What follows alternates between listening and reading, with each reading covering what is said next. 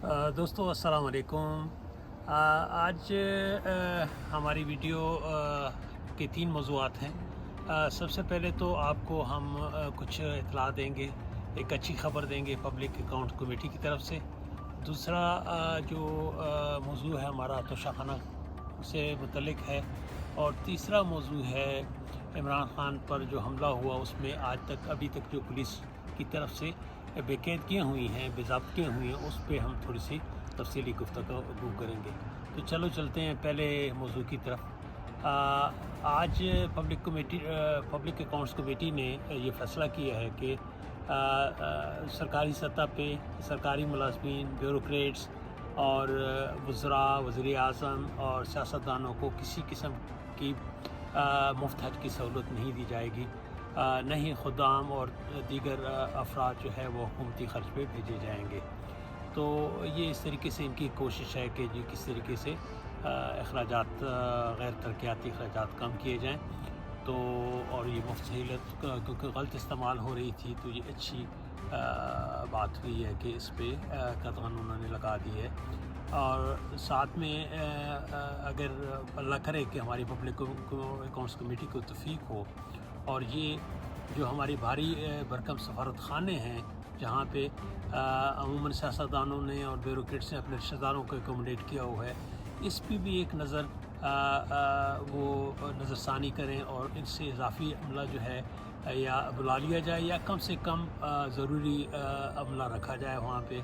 साथ में जो हमारे सरकारी मुलाज़मीन हैं उनके ज़ाहिर है उनके कुछ हकूक़ बनते हैं, लेकिन इस वक्त जो मुल्क की सूरत हाल है, मुआशी सूरत हाल है, इसमें अगर कुर्बानी देनी है तो आला अफसरान ने देनी है। तो आला अफसरान को सिर्फ़ एक प्लाट तक महदूद कर दिया जाए और उनसे जो उनको जो मुफ्त पेट्रोल, मुफ्त बिजली और मुफ्त उसकी जो उनके ख़ानदान के लिए सहूलतें रखी हैं वो मुकम्मल तौर पर न सही तो कुछ अरसे के लिए, कुछ चंद सालों के लिए वापस ले ली जाएँ ताकि हमारी मईशत को सहारा मिल सके। तो हम सब मिल के दुआ करते हैं कि अल्लाह ताला पब्लिक अकाउंट्स कमेटी को इस बात की तौफीक दे। अब चलते हैं हमारे दूसरे मौजू की तरफ, तोशाखाना की तरफ। तोशाखाना के मतलब जैसे कि आपने अभी कुछ इस मौजू पे बात होती देखी होगी कि तोशाखाना कोई डिपार्टमेंटल स्टोर किस्म की चीज़ नहीं होती कि आप जाएं और वहाँ पे मर्ज़ी की कुछ जो चीज़ है वो ख़रीद लें।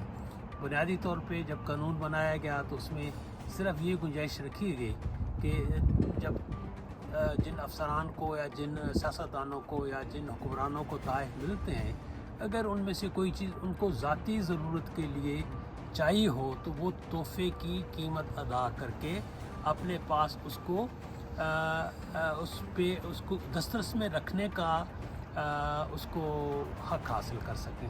इसमें इस कानून में कहीं भी बाय या परचेज़ का लफ्ज़ इस्तेमाल ही नहीं हुआ, जबकि सिर्फ़ रिटेन का लफ्ज़ इस्तेमाल होता है। तो रिटेन जो है वो एक इस्तेहक़ाक़ बनता है, आपका इस्तेमाल का इस्तेहक़ाक़ रखने का, दस्तरस का हक़ बनता है, मिल्कियत कुली मिल्कियत नहीं बनती। और ये बात बिल्कुल मंतकी होगी अगर ये बात की जाए कि जब किसी चीज़ की आपके पास मिल्कियत नहीं तो आप उसको बेच कैसे सकते हैं। हमारी 74 साल तारीख़ में इससे पहले कभी ऐसा नहीं हुआ कि तोहफ़े लिए गए हों, ख़रीदे गए हों, सस्ते दामों और महंगे दामों बेच दिए गए हों। ये पहली दफ़ा ऐसा हुआ है। और फिर ये अगर एक केस होता तो जवाज़ बन जाता कि जी चलो ये चीज़ ज़रूरत नहीं थी, गलती में ले ली, कीमती चीज़ थी तो मजबूरन बेचनी पड़ी। ऐसा नहीं हुआ, बल्कि चुन चुन कर जो है नवादरात उससे सस्ते दामों लिए गए और उसको बेचकर उस इस्तेहक़ाक़ को एक कारोबार बनाकर उसका इस्तेमाल किया गया। और यहाँ से इस चीज़ की में जो है ना वो मेलाफाइड इंटेंशन जो है वो नज़र आती है। तो आज कुछ पुराने दोस्तों से, पीटीआई के दोस्तों से बात हो रही थी तो वो भी यही कह रहे थे कि जी हमें इमरान ख़ान साहब से इस बात की कोई तवक्को नहीं थी। वो तो करप्शन के ख़िलाफ़ जहाद के लिए हमें निकाल रहे थे और हम उनके साथ थे करप्शन के ख़िलाफ़। अगर ये तोशाखाना का कानून गलत था तो इस कानून में दुरुस्ती की ज़रूरत थी, बजाय कि इससे माली मफादात उठाया जाता تو اس میں درستی کی ضرورت تھی. اگر وہ درست کر لیتے اور جن لوگوں نے اس قانون کو پہلے غلط استعمال کیا ہے تو اس وقت بہت اچھی سچویشن بنتی کہ ان لوگوں کے خلاف کارروائی کی جاتی جنہوں نے اس سے پہلے توشہ خانہ سے چیزیں جو ہے سستے داموں حاصل کی ہیں، بلکہ اس قانون کو بہتر کر کے اس پوزیشن پہ لے جایا جاتا کہ اس سے اگر بیچنے کی ضرورت بھی پڑتی تو ملکی خزانے کو اس سے فائدہ ہوتا. تو یہ تو سیاسی باتیں ہیں، ہر آدمی اپنی طرف سے سوچ رہا ہے، لیکن اللہ کرے کہ ہمارے ایسے کوئی اچھی حکومت ہمیں مل جائے جو ایسے قوانین بنا لے جس سے جو ہے نا شفافیت آ جائے چیزوں میں اور کوئی بھی اس کو ذاتی مفاد کے لیے استعمال نہ کر سکے. تیسری جو خبر آج ہم شیئر کرنے جا رہے ہیں آپ سے، وہ عمران خان پر حملہ کے کیس میں پولیس کی طرف سے ہونے والی بھی ضابط کی ہیں. پولیس جتنے بھی جو زخمی تھے اس کیس میں ان کے میڈیکل جو ڈاکٹری معائنے ہونے تھے وہ ابھی تک نہیں ہو سکے. اور یہ اس میں کباہٹ یہ آتی ہے کہ ڈاکٹری معائنہ پولیس ڈکٹ کے بعد بنتا ہے، پولیس ڈکٹ یا پولیس کی درخواست کے بعد بنتا ہے. تو جب پولیس کی درخواست کے بعد بنتا ہے تو جب ڈاکٹر معائنہ کرتا ہے تو ظاہر ہے اگر کوئی زخمی ہے، اس میں بلٹ ہے یا چھرا ہے، تو جب وہ نکالے گا تو وہ مال مقدمہ بن جاتا ہے.